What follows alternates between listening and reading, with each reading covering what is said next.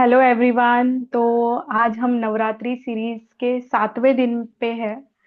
और एक प्यारा सा मेडिटेशन हम ग्राउंडिंग के लिए पहले करेंगे। फिर उसके बाद हम माँ भुवनेश्वरी के बारे में आज बात करते हैं।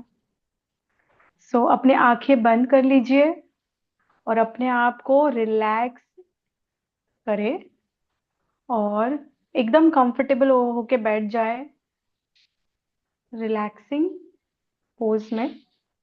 और एक दीर्घ श्वास लेते हैं और अपने आप को अपने शरीर में कंप्लीटली जुड़ा हुआ महसूस करें। एक दीर्घ श्वास ले और रिलैक्स हो जाए।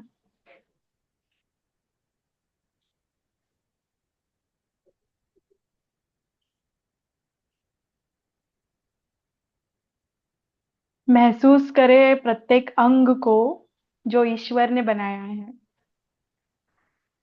और चेहरे पर एक प्यारी मुस्कान और दीर्घ श्वास। और प्रत्येक अंग को महसूस करें। जैसे कि आपको पता है कि हम ग्राउंडिंग कर रहे हैं, तो हम माँ प्रकृति से इस ध्यान में जुड़ेंगे। जैसे कि हम धरती पर है, इस पृथ्वी पर, और माँ प्रकृति से बढ़कर कोई भी नहीं है जो आपको इस धरती से और सबसे अधिक जोड़ सके।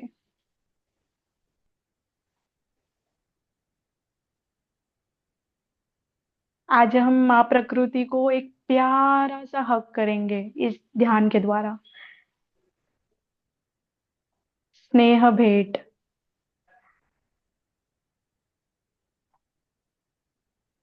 महसूस करें कि माँ प्रकृति अपने गोद में आपको लेकर बैठे हैं। माँ प्रकृति एक विशाल पेड़ जैसी, सुंदर पेड़ जैसी, जैसे एक घना बड़ा एक वड का वृक्ष हो। माँ प्रकृति को देखे कि एक वृक्ष के रूप में माँ बैठी है, और आपको अपने गोद में, उन्होंने अपने गोद में आपको बिठाया है और आपको बहुत ज्यादा स्नेह कर रही है। आप इसे रिसीव करें, आप महसूस करें कि वो स्नेह, प्यार आपको माँ भरपूर मात्रा में दे रही है। एक दीर्घ श्वास ले और ये सारी चीजें महसूस करें।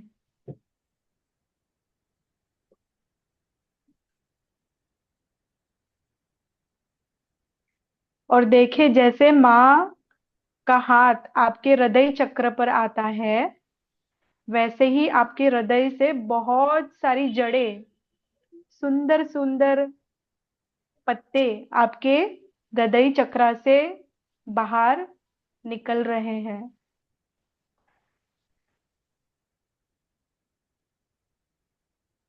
जैसे एक फूल खिलता है, जैसे सूर्य निकलता है, जैसे नदी बहती है, जैसे तारे चमचमाते हैं, वैसे ही अपने आप को महसूस करें आप इस कुदरत की एक रचना हो, और आपके हृदय से वो पंखुड़ियां निकल रही है, वो जड़ें निकल रही है। और आपके हृदय में जितने भी गुण है जो ईश्वर ने स्वयं आपको दिए हैं, वो खिलते जा रहे हैं आपके हृदय चक्र से। वो इतने ज्यादा खिलते जा रहे हैं कि पूरे समाज में, पूरे शहर में, पूरे हमारे देश में, पूरे पृथ्वी पर, पूरे ब्रह्मांड, सोलर सौर मंडल में, पूरे ब्रह्मांड में वो सारी ऊर्जा आपकी फैलती जा रही है जो ईश्वर ने खुद रची है आपके लिए।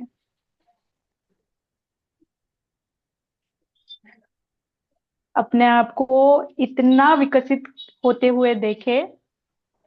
और जब माँ प्रकृति ने खुद ही अपने गोद में आपको बिठाया है, तो आप इतने ज्यादा ग्राउंडेड हो, आप जितने ज्यादा ग्राउंडेड होंगे माँ पृथ्वी, माँ प्रकृति के साथ, उतना ही आप बढ़ते जाते हो, उतना ही आप बहुत ज्यादा बढ़ोगे। तो अपने आप को देखो, पूरे ब्रह्मांड में आपकी ऊर्जा फैल रही है। जो गुण आपको ईश्वर ने दिए हैं वो भरपूर मात्रा में पूरे ब्रह्मांड में वो पंखुड़ियां फैल रही है। अपना हार्ट, जो हमारा हृदय चक्र है, वो इतना ज्यादा एक्सपैंड हो रहा है कि पूरा यूनिवर्स उसमें समाहित हो रहा है, और उसकी जड़ें माँ प्रकृति में है। तो हम अपने ही शरीर में बहुत ज्यादा सुरक्षित और सेफ, शांतिपूर्वक महसूस कर रहे हैं। हम अपने आसमान को भी छू सकते हैं, और उतने ही ज्यादा हम जमीन पर भी मौजूद है, उतने ही ज्यादा हम अपने शरीर में मौजूद है। हाँ।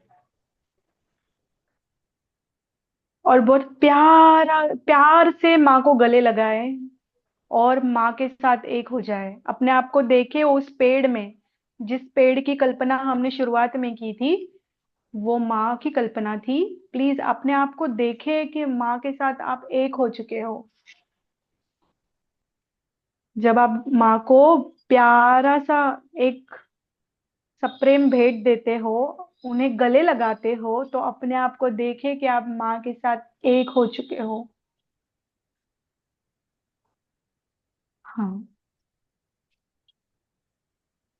और अपने आप को सुरक्षित महसूस करें। अभी एक दीर्घ श्वास लेते हैं और अपने मुख से उस श्वास को धीरे धीरे छोड़ें।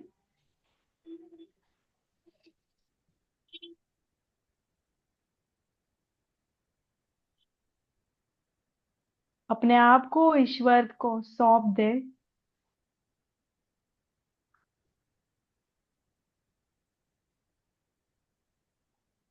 हाँ। Thank you. Yeah, it was very peaceful. Yes, it's God. Mm. सो ईश्वर चाहते थे आज कि आप माँ धरती, माँ प्रकृति से एक हो जाए। ना कि हमेशा हम ग्राउंडिंग के लिए उनके साथ हम सिर्फ जुड़ते हैं, राइट। हमें अपने आप को माँ प्रकृति से अलग नहीं समझना चाहिए। शायद इस मेडिटेशन से यही मैसेज था कि जब हम सोचते हैं कि हम माँ प्रकृति से अलग है, तब हम ग्राउंडिंग से ही अलग हो जाते हैं, हम अपने शरीर से ही अलग हो जाते हैं। जब हम अपने शरीर से अलग होते हैं, तब हम बहुत ज्यादा एंजाइटी फील करते हैं, डर महसूस करते हैं, और हमें अपने आप से अलग होने के लिए ईश्वर से अलग होना पड़ता है। तो इसलिए हम देखें कि माँ प्रकृति और हम एक ही है, क्योंकि ये शरीर के 5 तत्व ही माँ प्रकृति है। तो ये मेडिटेशन से ये एक सुंदर मैसेज भी था। तो थैंक यू गाइस, आपने अगर ये मेडिटेशन कंप्लीट किया हो। और अब हम बढ़ते हैं महाविद्याओं की ओर। जो हम महाविद्या है आज, माँ भुवनेश्वरी। तो जैसे माँ प्रकृति के इतने सुंदर गुण हैं, वैसे ही माँ भुवनेश्वरी के बारे में आज हम बात करते हैं। तो माँ भुवनेश्वरी जो है, वो इस भवन की, इस ब्रह्मांड की ईश्वरी है, यानी कि वो रूल करती है पूरे ब्रह्मांड को, भुवनेश्वरी। सो जब हम आज उनके बारे में बात करते हैं, तो मुझे महसूस होता है कि जो माँ पूरे ब्रह्मांड को चलाती है, रूल करती है, तो वो पूरी ज्यादा फ्लो वाली एनर्जी में होती है। यानी अबंडेंस है, भरपूर मात्रा में सारी चीजें हैं जो ईश्वर ने बनाई है, लेकिन वो फ्लो में है। अगर कोई भी चीज इस ब्रह्मांड में रुकी हुई है, तो वो गॉड से नहीं आती। अगर आप कहीं भी अपने कॉन्शियसनेस में कहीं पर भी स्टेगनेंट फील करते हो या रिजिड होते हो, एक ही धारणा को आप पकड़ते हो, और गॉड के पर्सपेक्टिव से, यानी ईश्वर के उस नजरों से आप पूरे ब्रह्मांड को जब देखते हो, वो है माँ भुवनेश्वरी। तो माँ भुवनेश्वरी हमारे कॉन्शियसनेस में है, बट क्या हम उस उनके साथ अलाइनमेंट में है? और अगर हम आज बात करें माँ भुवनेश्वरी के बारे में, तो और एक चीज है कि माँ हमें यही मैसेज देती है कि हमें प्रत्येक जन्म में हम जब एक एक किरदार निभाते हैं, और पिछले जन्म के किरदार के जो शैडोज है, जो धारणा है, हम इस जन्म में कैरी करते हैं उसे।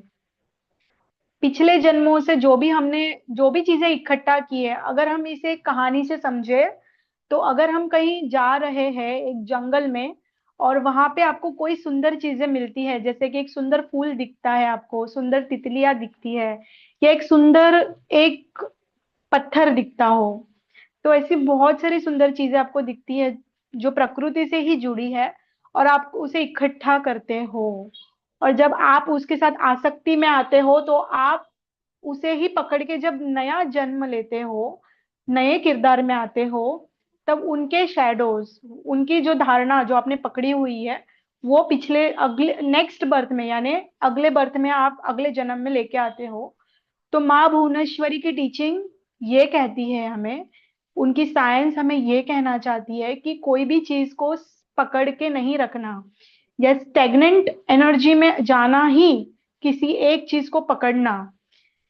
आप अगर इस यात्रा में नहीं हो, इस ट्विन फ्लेम यात्रा में नहीं हो, अगर आप टीचर नहीं हो, अगर आप एक आर्टिस्ट नहीं हो, अगर आप एक इंजीनियर या डॉक्टर नहीं हो, अगर आप अपने आप के साथ एक कमरे में 24 घंटा रुक सकते हो और देखो कि जब कोई नहीं होता तब आप कौन हो, तो माँ प्रकृति अगर हमें ग्राउंडिंग करना सिखाती है, अगर हमें इस शरीर का मूल्य बताती है, वैसे ही माँ भुवनेश्वरी हमें बताती है कि फ्लो में कैसे रहना है। और ईश्वर के पर्सपेक्टिव से, ईश्वर के नजर से हर चीज को देखना, ईश्वर के नजर से हम चिड़िया को देखें, ईश्वर के नजर से हम अपने यात्रा को देखें, ईश्वर के नजर से इस दुख को देखें, और ईश्वर के नजर से हम अपने आप को देखें। अगर हम अपने आप को ईश्वर के नजर से देखें, तो हमारे अंदर कोई भी बुराई नहीं है, और किसी के अंदर भी कोई बुराई नहीं होगी। तो माँ भुवनेश्वरी एक ब्यूटीफुल मैसेज देती है।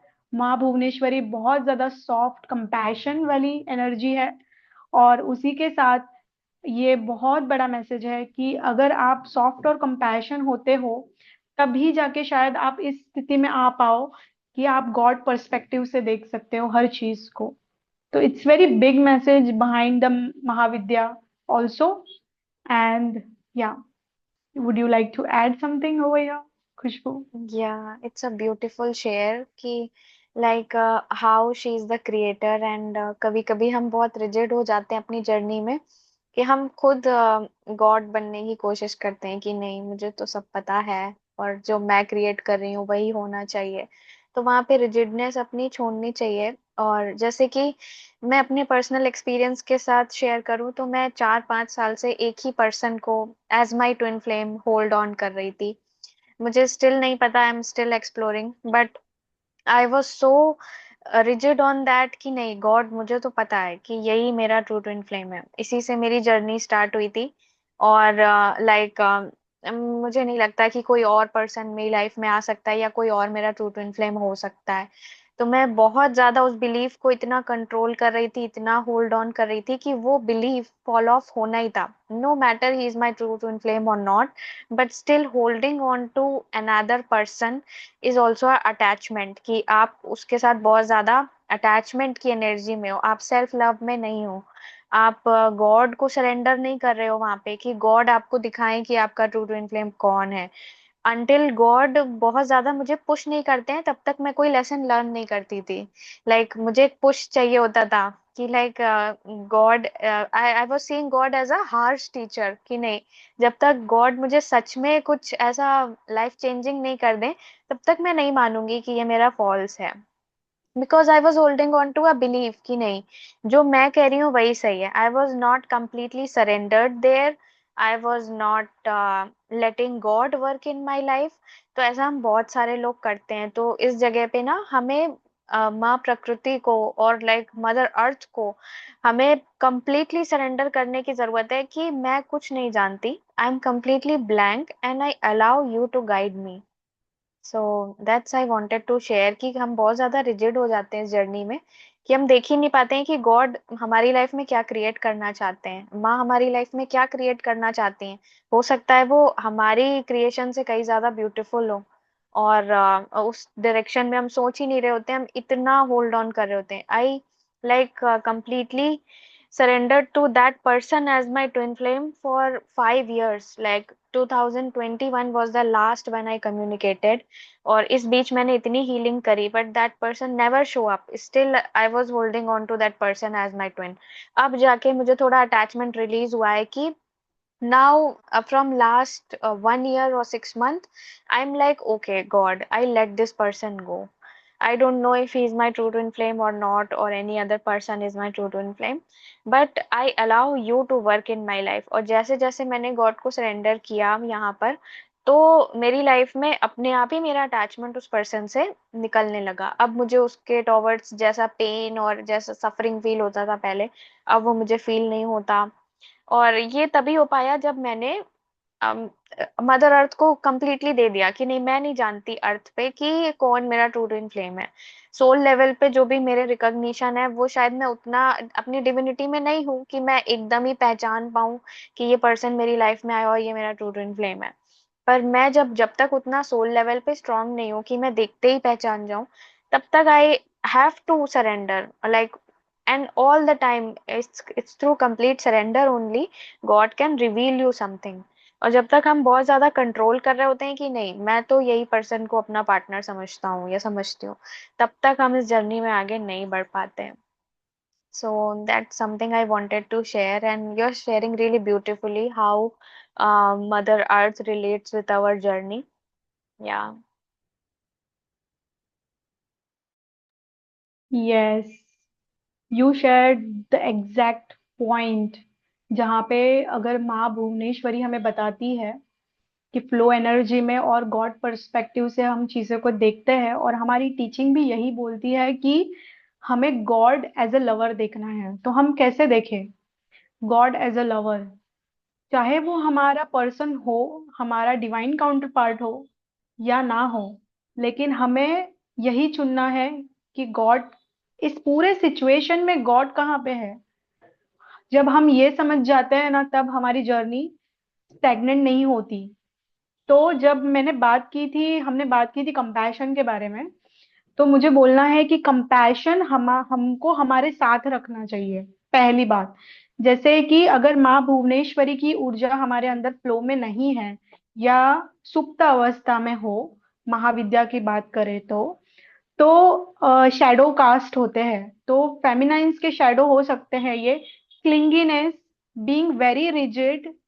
यस। और ये दो शैडो माँ भुवनेश्वरी की ऊर्जा अगर फ्लो में नहीं है तो ऑफ कोर्स होगा, बिकॉज ऑफ क्लिंगीनेस। यानी कि आप किसी भी व्यक्ति को, रिश्ते को या धारणा को इतना ज्यादा होल्ड करके रखे हो कि आप लिटरली रिजिड हो चुके हो उसके लिए। तो आपको देखना चाहिए कि ऐसा आपका कौन सा हिस्सा है जो अपनी ही बात पे अड़ा हुआ है या अड़ी हुई है, जो उसे एक्सेप्ट ही नहीं करना है कि ये भी एक पर्सपेक्टिव हो सकता है या लेसन हो सकता है। तो ये है शैडोज की बात, जहां पे हम शैडोज की बात कर रहे थे। और अभी अगर क्लिंगीनेस या अटैचमेंट या रिजिड जो लोग होते हैं, या हमारे शैडोज जो है, अगर हम उस पे और बात करें, तो अगर गॉड को चुनना है यहाँ पे, तो क्या आप किसी भी अटैचमेंट में जब होते हो, अटैचमेंट सिर्फ व्यक्ति से नहीं, किसी वस्तु से भी हो सकती है, किसी जगह, एनवायरनमेंट, इवन एक पर्टिकुलर हैबिट से भी हो सकती है अटैचमेंट। तो जब हम इतने ज्यादा अटैचमेंट या रिजिड हो जाते हैं किसी पर्टिकुलर चीज या व्यक्ति को लेके, आपको ये पूछना है क्या ये कंपैशन है मुझे अपने आप के लिए? आपको कंपैशन फील हो रहा है जो मैं ये कर रही हूँ या कर रहा हूँ? क्या ये कंपैशनेट है अपने आप के लिए? क्योंकि सिर्फ और सिर्फ रिजिड होना या अटैचमेंट में होना या क्लिंगीनेस में होना, आप बहुत सारे अपने हिस्सों को खोते हो यहाँ पे, बहुत सारे हिस्से को आप शट डाउन करते हो। और अपने सेल्फ एक्सप्रेशन को भी कहीं ना कहीं, बिकॉज ऑफ आपने एक ही शेडो को अपने बहुत सारी शक्ति दी हुई रहती है। तो माँ भुवनेश्वरी यही बताती है कि कैसे फ्लो में रहना है। अगर आप 2 मिनट पहले जो व्यक्ति थे, शायद आज, अब अभी 2 मिनट के बाद आप कुछ अलग हो। तो आपको अपने डिविनिटी को चुनना है। हर वक्त आपके साथ एक कोई विचार चल सकता है, या एक आज आपने मूवी देख ली तो एक धारणा जुड़ सकती है, या एक धारणा टूट सकती है, या आप कुछ आर्ट बना रहे हो, कुछ गाना गा रहे हो, या कहीं पे वर्क कर रहे हो, या किसी नए रिश्ते में आ रहे हो, या पुराने रिश्तों से बाहर आ रहे हो। तो कुछ जुड़ता भी है और कुछ छूटता भी है। तो आपको हर चीज में ईश्वर को देखना, यही लेसन देती है माँ भुवनेश्वरी। हर हिस्से में ईश्वर को देखना, क्योंकि माँ Bhuvaneshwari is all about creation, is all about the flowing energy. She she is always speaking about how to be in a flow and how to see the God's creation, not a illusion, because God never create illusion. तो जब हम God के creation को deny करते हैं, तभी ही darkness या shadows का जन्म होता है। जब भी हम एक्सेप्टेंस में नहीं आते, जब हम बहुत ज्यादा रिजिड होते हैं। तो this is very deep topic I feel, but that's what all about the Bhuvaneshwari हम रिलेट कर सके। हर एक महाविद्या हमें कुछ सिखाती है। तो अगर हम उनके टीचिंग में जाए तो बहुत डीप आपको पता चलेगा कि ये सारी ऊर्जाएं आप ही के अंदर है। बस आपको जुड़ना है। और धरती पर हो तो हमें ग्राउंडिंग की बहुत ज्यादा जरूरत है। हवा में बातें करना, या बहुत सारे रिचुअल्स करना, और हाई फ्रिक्वेंसी एनर्जी में रहना, सर्टेन टाइप ऑफ फूड खाना, या सिर्फ विगन ही बने रहना, ये सारी आपकी पर्सनल चॉइसेस है। बट सिर्फ इसलिए अपने आप के सारे चीजों को मार देना, जस्ट बिकॉज ऑफ आपको हायर फ्रिक्वेंसी में रहना है, हायर ऊर्जा में रहना है, तो ये एक फियर बेस्ड एनर्जी है। बिकॉज ऑफ बहुत सारी टीचिंग ऐसे भी है कि अगर आप देवियों की उपासना करते हो तो आपको ये नहीं करना, वो नहीं करना। आई फील पर्सनली कि follow your heart, because God is flowing through your heart. जब आप जुड़ते हो अपने आप से, अपने आत्मा से, ईश्वर से, तब आपको पता चलता है कि आपकी सोल, आपकी बॉडी आपको क्या डिमांड कर रही है। अगर आपकी बॉडी, आपकी सोल डिमांड करती है कि मुझे अभी रेस्ट करना है, या मुझे आज एक्सरसाइज नहीं करना, आज आज मुझे क्लास अटेंड नहीं करना, आज मुझे कहीं डिनर पे नहीं जाना, आज मुझे अपने फैमिली को टाइम नहीं देना, या आज मुझे चिकन खाना है, या आज मुझे फिश खाना है, या आज मुझे कुछ सलाद ही खाना है, तो just listen to your body. ईश्वर आपको हर हिस्से में मिलेंगे जब आप अपने आप को सुनते हो। जब आप किसी इन्फ्लुएंसर को या किसी कम्युनिटी को जो फियर बेस है, उनको ज्यादा सुनोगे, तो शायद आप अपने आप से कनेक्शन खो दोगे, शायद आप अपने किसी हिस्सों को दबा दोगे। और आप क्यों ऐसा करोगे? क्योंकि आपको किसी और का हिस्सा बनना है, क्योंकि आपको किसी और के कम्युनिटी या किसी और चीज, किसी महफिल का हिस्सा बनना है। तो मुझे ऐसा लगता है कि जब आप अपने साथ बैठते हो तो महफिल आपकी ईश्वर के साथ होती है, और ईश्वर आपको बताते हैं कि आपको क्या करना है। हो सकता है कि सबके लिए ईश्वर अलग चाहते हो एक्सपीरियंस, लेकिन आपका एक्सपीरियंस सबसे यूनिक होता है। हर एक व्यक्ति का एक्सपीरियंस ईश्वर के साथ और ईश्वर का रिलेशनशिप, भगवान से जो हमारा रिश्ता है, वो बहुत यूनिक है। तो माँ भुवनेश्वरी बोलती है कि अगर मैंने क्रिएट किया है ब्लैक, और मैंने ही क्रिएट किया है व्हाइट, तो मुझे व्हाइट एक्सपीरियंस करना है और मुझे ब्लैक भी एक्सपीरियंस करना है। So that is the big example I would like to add it over here, and I hope you got the message. Yeah.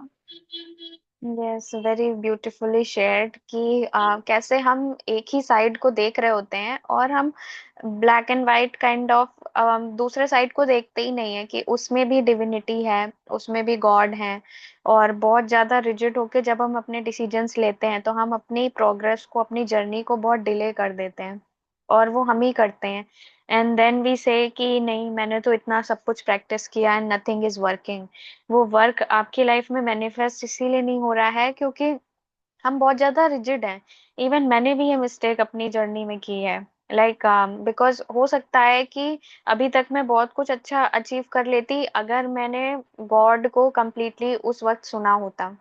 तो ये होता है कि कभी कभी हमारे तक गॉड की वॉइस पहुंच ही नहीं पाती है, क्योंकि हम अपनी अंडरस्टैंडिंग में इतना ज्यादा खोए होते हैं कि लाइक नहीं, मैं जो जानती हूँ वही सही है, मैं जो सोच रहा हूँ वही सही होगा, ऐसा ही हो सकता है, इससे ज्यादा कुछ आप बड़ा नहीं सोच सकते।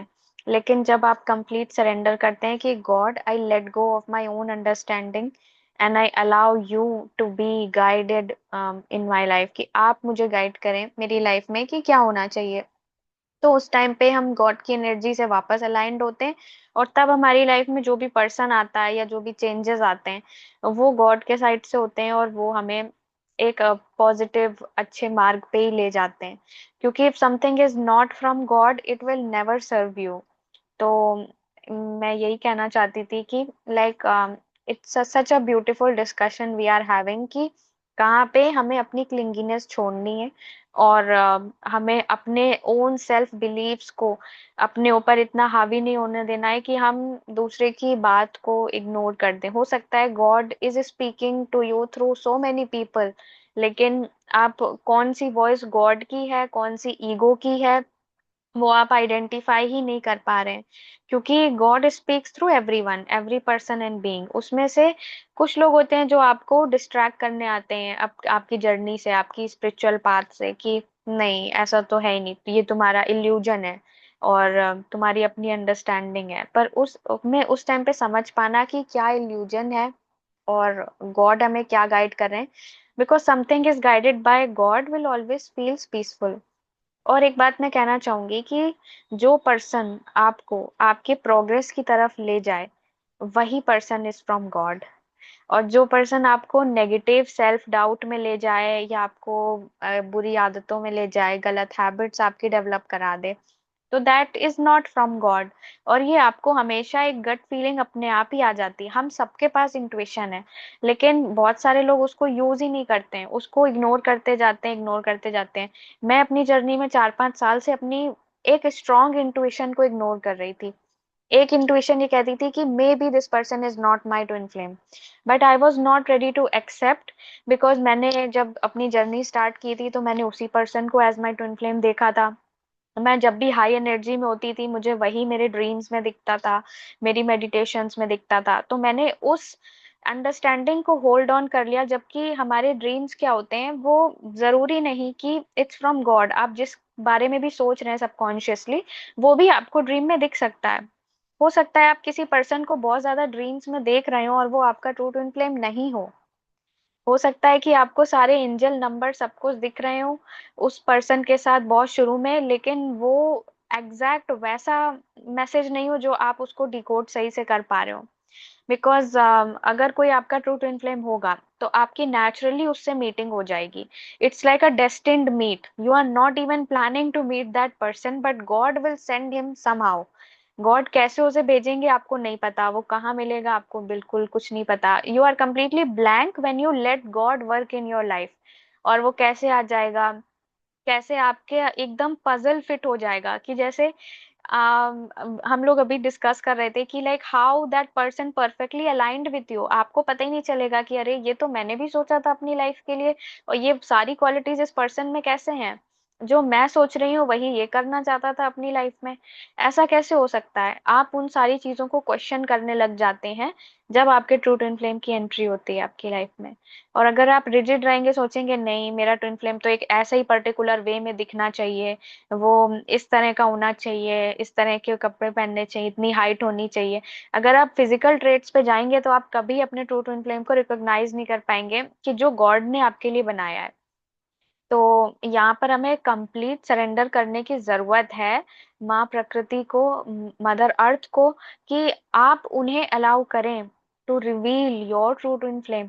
बिकॉज इस चीज में बहुत सारे लोग फंसे हुए हैं और जो एक ही बिलीफ को मान के अपनी पूरी जर्नी करते हैं, और जब पता चलता है कि लाइक ये पर्सन तो मेरा ट्विन है ही नहीं, तो वो जर्नी से भी डिस्ट्रैक्ट हो जाते हैं कि नहीं, इफ ये पर्सन नहीं मिल रहा तो I am leaving this journey. So that's something I just wanted to add कि या मैं भी बहुत ज्यादा रिजिड थी अपनी लाइफ में। मैंने बहुत साल निकाल दिए to recognise someone as my twin flame. And अभी भी एक सडन कुछ ना कुछ ऐसे डाउट आता है कभी कभी कि एम आई थिंकिंग राइट। पर जो चीज गॉड की तरफ से होगी ना it will always feel right.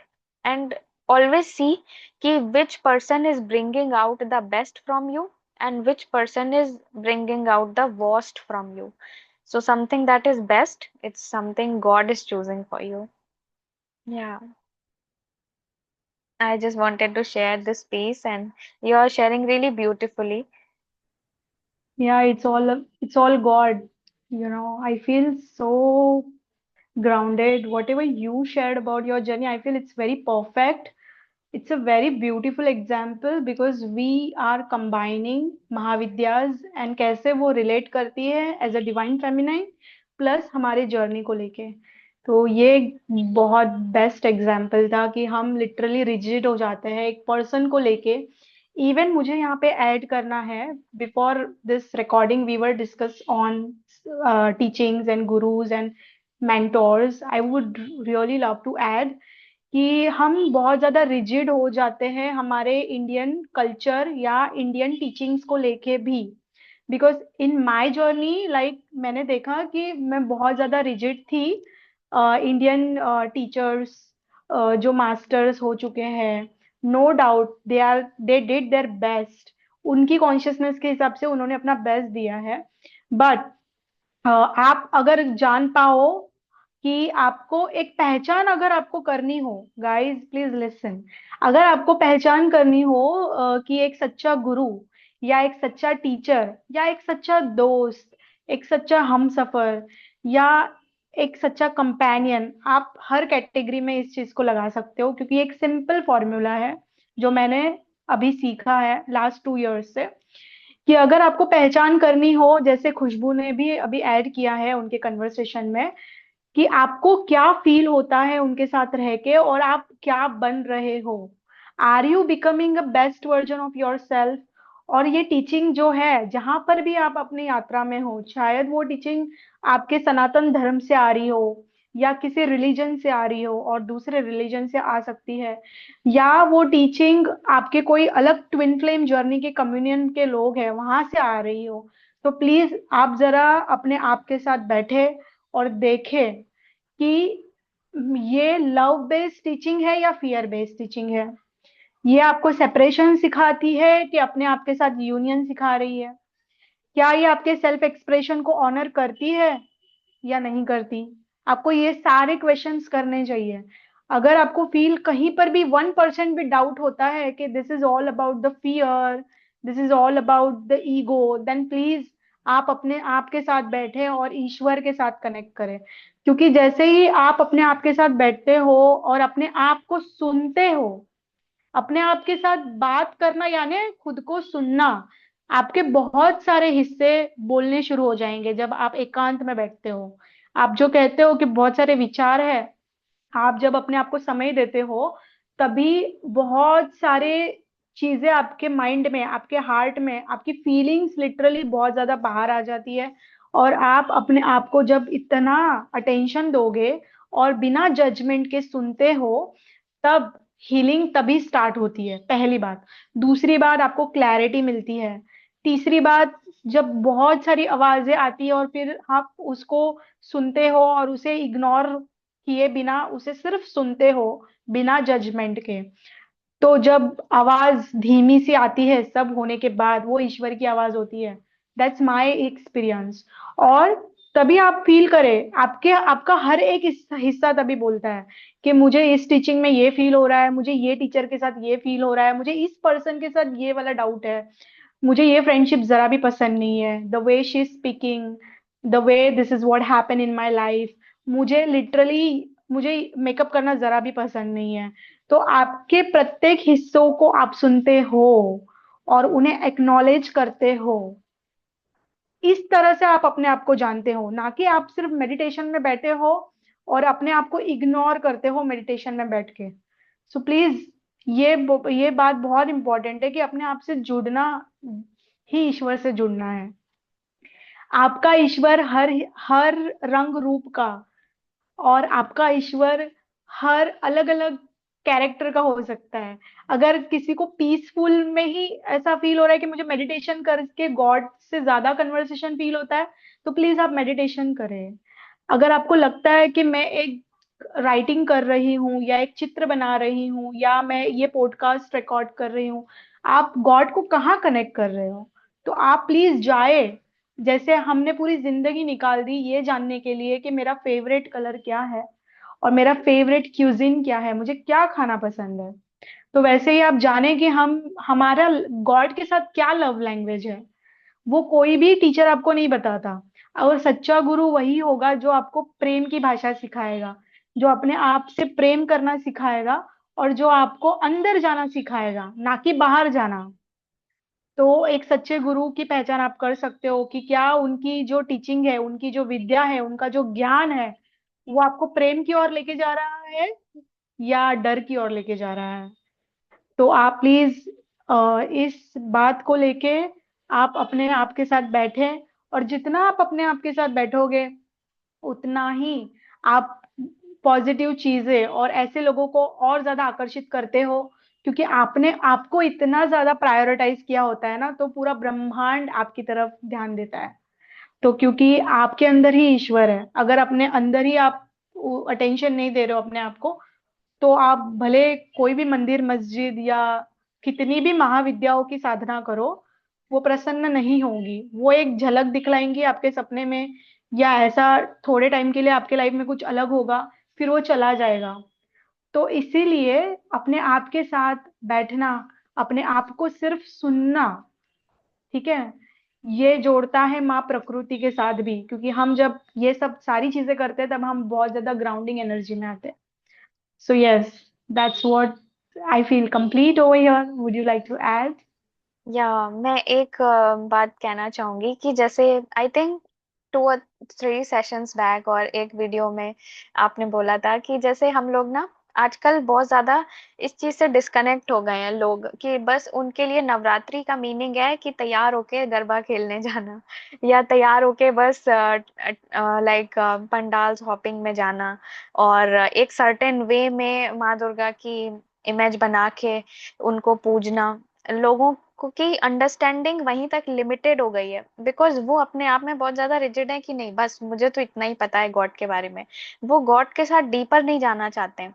और रियल नवरात्रि तभी होती है जब आप अपने अंदर झांक के देखते हैं कि कहाँ मैं ही गॉडेस हूँ, कहाँ मैं ही अपनी गॉडेस एनर्जी को सप्रेस कर रही हूँ, मैं अपने आप को पहचान ही नहीं रही हूँ। So that was such a beautiful share Priyanka has shared in I think 1 और 2 रिकॉर्डिंग्स बैक। तो वो आप जरूर जाके सुनिएगा कि how you are just focusing on the outside, कि आप सिर्फ आपको सिर्फ तैयार होना है अच्छा और जाके गरबा खेलना है। Is it all about Navratri?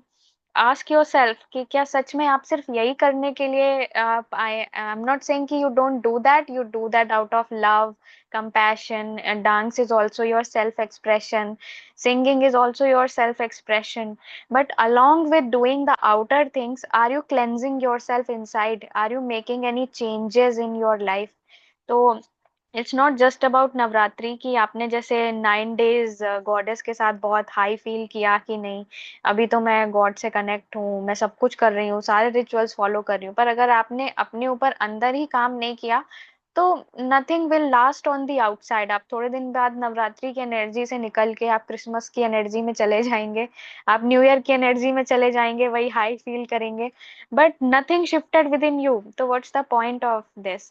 Festivals is not just कि आप आए और थोड़ा एंजॉय करें और जस्ट जाने दें, ऐसा नहीं है। अगर आप सच में अपनी लाइफ में चेंजेस करना चाहते हैं और गॉडेस के मैसेजेस को इम्ब्रेस करना चाहते हैं, उनकी शक्तियों को, उनकी महाविद्यास को एम्बॉडी करके एक बहुत ही अच्छी लाइफ जीना चाहते हैं, क्योंकि उस लाइफ में सब कुछ है। उस लाइफ में आपका ट्रू पार्टनर आपको मिलेगा, आपके सारे अबंडेंस रिवील होंगे, और आप सच में अपनी ट्रू सेल्फ में आ जाएंगे। तो कितनी ब्यूटीफुल होगी लाइफ जब आप अपने ट्रू ऑथेंटिक सेल्फ में होंगे और आपको जो करने के लिए गॉड ने अर्थ पे भेजा है आप वो कर रहे होंगे। तो ये सब तभी पॉसिबल है जब आप अपने आप के साथ रिजिडनेस छोड़ेंगे, अपना सेल्फ कंट्रोल, कि नहीं मैं जानती हूँ, मैं तो मेरी लिमिटेशन तो यही है कि मैं 9 to 5 जॉब करूँ, या मेरी लिमिटेशन तो यही है कि मैं बस इतना ही कर सकती हूँ। It's not, you are unlimited, you are divine being.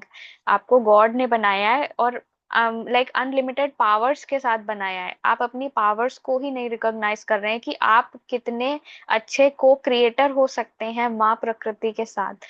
Because we all are को क्रिएटर्स ऑन अर्थ, हम खुद ही क्रिएट कर सकते हैं जो चाहें। Future is nothing. जैसे काफी सारे लोग टैरो कार्ड रीडिंग लेते हैं अपना फ्यूचर जानने के लिए। आपको फ्यूचर जानना ही क्यों है? क्योंकि गॉड ने आपको इतनी पावर दी है कि आज आप अपनी चॉइस से अपना फ्यूचर बदल सकते हैं। तो हमारी टीचिंग्स हमें ये सिखाती है कि future is nothing created, it's only your mind, your present mind create the future. तो आप जैसा चाहें आप अपना फ्यूचर डिजाइन कर सकते हैं। मे बी आप जर्नलिंग में लिखें कि आपको अपनी कैसी लाइफ चाहिए, और अगर आप अपने बेस्ट वर्जन में होते तो आप क्या क्या करते। आप ये एक पॉइंट लेके भी अपने जर्नल्स में लिख सकते हैं कि गॉड, अगर मैं सब कुछ कर पाती, अगर मेरे पास इनफाइनाइट मनी और पावर और टाइम होता, तो मैं क्या करती। वो आप लिखें तो आपको सेल्फ रिफ्लेक्शन मिलेगा कि हाँ, अगर मेरे पास सब कुछ होता, मेरे पास बहुत सारा टाइम होता, पैसा होता, तो मैं क्या करती इस वक्त। तो वो जो आवाज अंदर से आती है, that is your true voice, और वो गॉड से ही आती है कि हाँ, गॉड मुझे ये करना अच्छा लगता है।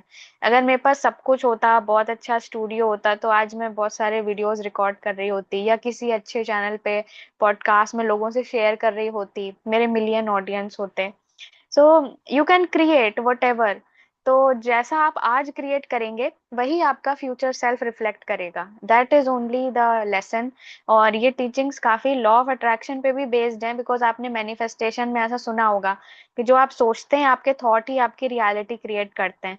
तो अगर आज आप बहुत ज्यादा होल्ड ऑन कर रहे हैं एक ही पर्सन को एज योर ट्विन फ्लेम, कि नहीं यही हो सकता है, मेरी तो अंडरस्टैंडिंग इतनी लिमिटेड है, तो आप अपने फुल डिवाइन सेल्फ में है ही नहीं। आप वो देख ही नहीं रहे हैं जो गॉड आपकी लाइफ में लाना चाहते हैं। हो सकता है गॉड कुछ बहुत बड़ा आपके लिए सोच रहे हो। And I remember a picture जहाँ पे एक इंटरनेट पे फोटो बहुत ज्यादा वायरल है, जहाँ पे एक लड़की एक वन रोज पकड़े होती है हाथ में, और गॉड इतना सारा बंच ऑफ फ्लावर्स उसको देना चाह रहे होते हैं। But she is not seeing कि गॉड क्या देना चाह रहे हैं। वो it's like holding on to just one flower, नहीं मुझे तो यही चाहिए। तो इसलिए मैं भी ऐसे ही रिजिड थी, like a sweet child of God, की बस मुझे तो यही चाहिए, यही पर्सन चाहिए, मैं किसी और को अपनी लाइफ में आने ही नहीं दूंगी। या आई एम वेरी रिजिड कि नहीं, मेरी अंडरस्टैंडिंग मैं जानती हूँ, मेरी मेडिटेशन में ये दिखा है, मेरे ड्रीम्स में ये दिखा है, तो यही मेरा पार्टनर है।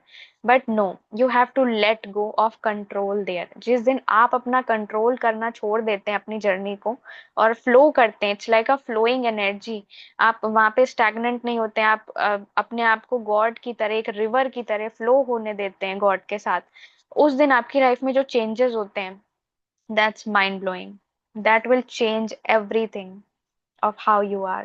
So I feel complete here. That's I wanted to add, and I think we have completed the time. Yes, but I would like to again one more piece because whatever you shared, very beautiful. I felt जैसे ही आपने बोला कि God flow होते तो है और हम rigid होते हैं, जैसे हम उसी पे डिस्कशन कर रहे हैं। बट आई फील कि जैसे गॉड, अगर गॉड, हम गॉड को ये नहीं बोल सकते कि लाइक अभी मेरे चैनल पे इतने सब्सक्राइबर नहीं है या इतनी मैं फेमस नहीं हूँ, मेरे पास स्टूडियो नहीं है, so I can not channel you now. I feel then I am doing it, I am honouring my desire. मतलब हम अपने आप को ऑनर करते हैं, अपनी डिविनिटी को तब ऑनर करते हैं जब उस पे एक्शन लेते हैं। सिर्फ सोचना बैठना कि ओके मेरे पास ये चीजें आ जाएंगी, वो चीजें आ जाएंगी, तब मैं करूंगी, तब मैं एक्शन लूंगी, then you are saying God please wait, हाँ, I'm I'm going to channel you later, और I'm going to have a conversation with you later, because अभी जो हम बात कर रहे हैं गॉड ही फ्लो हो रहे हैं और कन्वर्सेशन गॉड के साथ हो रही है लिटरली।